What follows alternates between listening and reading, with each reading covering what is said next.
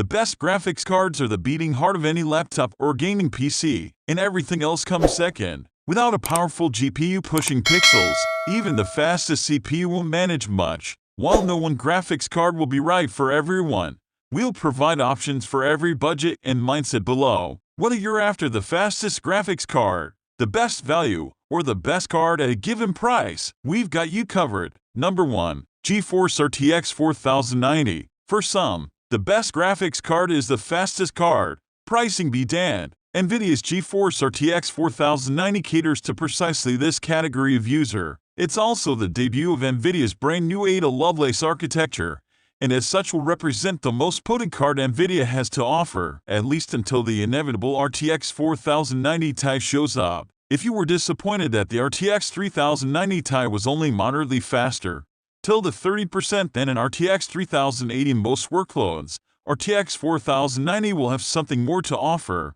Across our standard suite of gaming benchmarks, it was 55% faster than the 3090 Ti on average. Fire up a game with heavy ray tracing effects, and that lead grows to 78% against AMD currently fastest GPU, the RX 6950 XT. The 4090 is 65% faster in traditional rasterization games and nearly triple the performance in ray tracing games. Let's be clear about something. You really need a high refresh rate 4K monitor to get the most out of the RTX 4090. At 1440 its advantage over a 3090 Ti shrinks to 30%, and only 16% at 1080. It's also just 10% faster than AMD 6950 XT at 1080 Ultra, though it's still more than double the performance in demanding ray tracing games. Number 2. GeForce RTX 3080. NVIDIA's GeForce RTX 3080 with the now previous generation NVIDIA Ampere architecture continues to be a great alternative,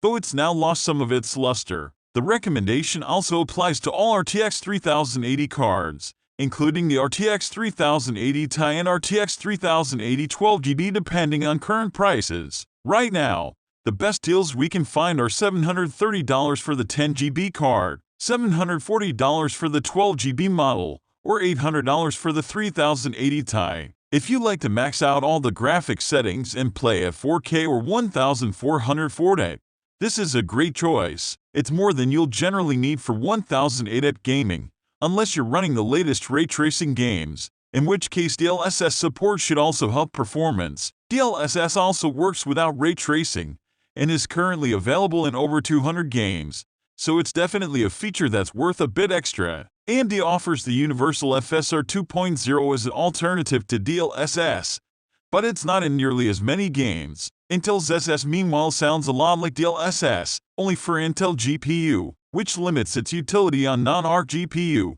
Even though SS can run, it doesn't look as nice and doesn't improve performance as much as DLSS or FSR2. Number 3. Radeon RX 6800 XT. AMD Navi 21 GPU like the Radeon RX 6800 XT represent the best cards for Team Red. The RX 6800 XT provides a massive boost in performance and features relative to the previous generation RX 5700 XT, as well as adding ray tracing support via DirectX ray tracing or Vulkan RT thanks to the Radeon A2 architecture. At current prices, which have dropped quite a bit in the past few months, the RX Radeon 6900 XT and RX 6800 are also worth a look. The 6900 XT, for example, now costs 17% more for about 5% higher performance, while the RX 6800 drops performance by 7% and also costs 7% less. The Navi 21 GPU was affectionately dubbed Big Navi prior to launch by the enthusiast community,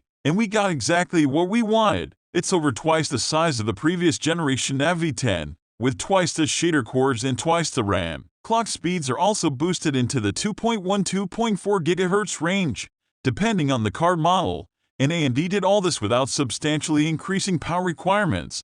The RX 6800 XT has a 300 WTBP, slightly lower than the RTX 3080's 320 WTBP. Number 4. Radeon RX 6700 XT. Start with the Navi 21 GPU and then cut down the various functional units to create a smaller die that can sell at lower prices, and you have AMD Navi 22 and the RX 6700 XT. The RX 6750 XT is basically the same GPU, with a slight boost to clock speeds, memory speeds, and power consumption about 5% faster overall, but with a 12% price hike. The 6700 XT has the same number of GPU cores as the previous generation RX 5700 XT, but significantly higher clock speeds and more cache give it about a 25% boost to performance at higher settings and resolutions, at least. During testing, the RX 6700 XT hit clock speeds in excess of 2.5 GHz while gaming, and that's at stock on the reference card. Factory overclock models can push that closer to 2.7 GHz. Still, without cooking the GPU, it's a bit faster than the latter and a bit slower than the former, but the going price of around $390 lands below both of those. Still, if we include pretty much any games with DLSS or ray tracing, the 6700 XT comes in well behind the 3060 Ti and almost looks like a 3060 competitor. Number 5. GeForce RTX 3060. As we enter the lower end of the price and performance ladder with NVIDIA's desktop Ampere lineup, the cuts to processing power become more significant. The RTX 3060 uses NVIDIA's GA106 GPU with a 192-bit memory interface and 12GB VRAM. That's quite a bit better than the RTX 3050, but still a big step down from the GA104 chip used in RTX 3060 Ti, which has 36% more GPU cores. Overall performance is similar to the RTX 2070, so 2.5 years later, you can match the performance of a formerly $500 graphics card with a $330 alternative. The RTX 3060 still delivers a great overall value, factoring in ray tracing and DLSS performance. VRAM capacity isn't a problem, and there are a few instances where the 3060 starts to close the gap with the 3060 Ti. It never quite gets there, however, and the 3060 Ti might be a better choice if you can find one at a reasonable price. That's not going to set the world on fire, but then that's typical of mainstream parts. With DXR and DLSS, however, the 3060 can even trade blows with the AMD RX 6800. We'll likely see an RTX 4060 replacement sometime in 2023. Number 6. Radeon RX 6650 XT. AMD answer to the RTX 3060 comes via the Navi 23 architecture. Normally, we'd expect a 32 CU variant of Navi 22, dubbed the RX 6700 non-XT. But AMD trimmed CU counts, memory interface width, and infinity cache sizes to get a smaller and less expensive chip that still performs well. Note that the Radeon RX 6700 now exists, with 10GB of VRAM, though it costs quite a bit more. Still, it's surprising how much even a 32MB infinity cache boosts performance. When you look at the memory bandwidth, this is basically a chip that's smaller than Navi 10, built on the same TSMC N7 node, and it delivers 10–15% better frame rates at 1080. There are instances where it struggles, however, ray tracing being a big one. Several games that we tested with DXR, DirectX ray tracing support couldn't even do 20 FPS at 1080. NVIDIA's RTX 3060 was about twice as fast, without using DLSS, and typically got an additional 40% faster with DLSS quality mode. FSR doesn't really fix that, either, since it provides a similar boost in performance to both AMD and NVIDIA and even Intel GPU. After delivering impressive amounts of VRAM on the other big Navi chips,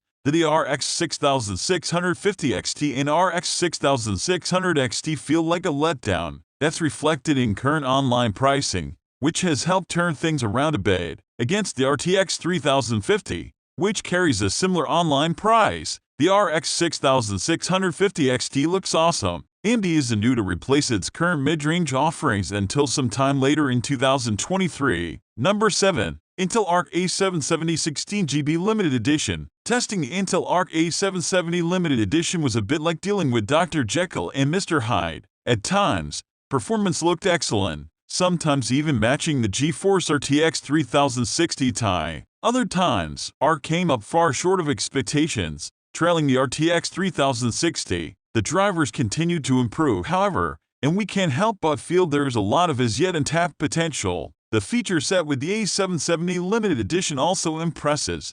A full 16GB of GDDR6 running at 17.5 Gbps on a 256-bit memory interface. That's double the AMD competition and 33% more than the RTX 3060. There's also ZSS, basically a direct competitor to NVIDIA's DLSS, except it uses ARC's matrix cores when present, and can even fall back into defer mode for non-ARC GPU. But DLSS 2 still comes out on top, and it's in far more games. Number 8. GeForce RTX 3060 Ti. When we tested the GeForce RTX 3060 Ti, we felt it might be the best of the bunch for NVIDIA's Ampere GPU. It has all the same features as the other 30 series GPU, with a starting price of just $399. That was only in theory at the time, but things have finally changed and you can frequently find the RTX 3060 Ti Founders Edition at Best Buy for $399. Opens in new TED, just in time for the next-gen GPU to launch.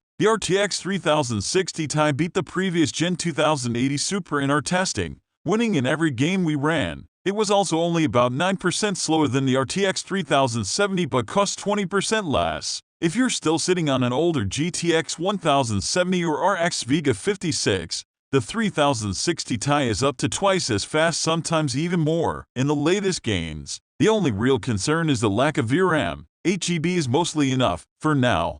But some games are starting to push beyond that threshold. Of course, you can drop the texture quality a notch, and you might not even notice the difference, but deep down inside you'll feel regret. Not really high settings often look indistinguishable from ultra settings. AMD RX 6700 XT and RX 6650 XT give the 3060 Ti some stiff competition. NVIDIA's part is still faster than the 6650 XT, and unequivocally faster in ray tracing games.